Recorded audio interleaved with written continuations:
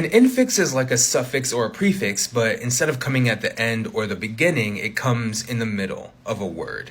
And English doesn't really do this too often, but we see it with fucking, flippin', frickin', and any of the other words in that family. So like any fucking where or massive flippin' Massachusetts. And about a week ago, I had ChatGPT try and invent new words, and I got some interesting results. I actually made a video about it in basically the same outfit. But today I was thinking I can have ChatGPT try and create a new infix and see what happens. Now, I was expecting some struggle on ChatGPT's end, and I got it, right? It gave me a lot of things that weren't actually infixes. Like, it tried to infix graph, like writing into some words, and it gave me geographically, which, if you didn't know, is already a word. It's an adverb, and it's not the result of infixation, right? Like, geographically is an adverb, geographic and geographical are adjectives, and then geography is the noun, right? But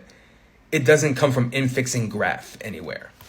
I also got autographology, which is the study of autographs and signatures, meaning that graph wasn't infixed here, rather, ology was suffixed onto autograph. And one that I actually would class as an infix is chronographology, which is not the study of chronograph watches, but a visual representation of historical timelines. So I'm thinking they had chronology and they infixed graph into that. So pretty good.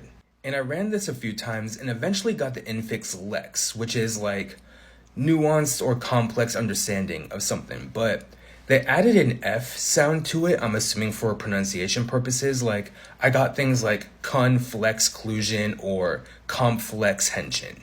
I also got the infix logi, and that's like the reasoning or the logic behind something, right? And from that, I got strategilogic, so like taking strategic and infixing logi in there. And I find that word hard to pronounce personally, but is decent. And I also got technologilogic, which I think is funny. Now, for comparison, I also had ChatGPT do this for Tagalog, because Tagalog infixes frequently and English doesn't. So I figured ChatGPT might have an easier time here. And I got the infix ag, and this is meant to be an intensifier, right? Adding emphasis. And one of the examples here was ganda, which means beauty, and it made gaganda, meaning very beautiful. And there's two things here. One is that you can say something like very beautiful with some like napakaganda, right?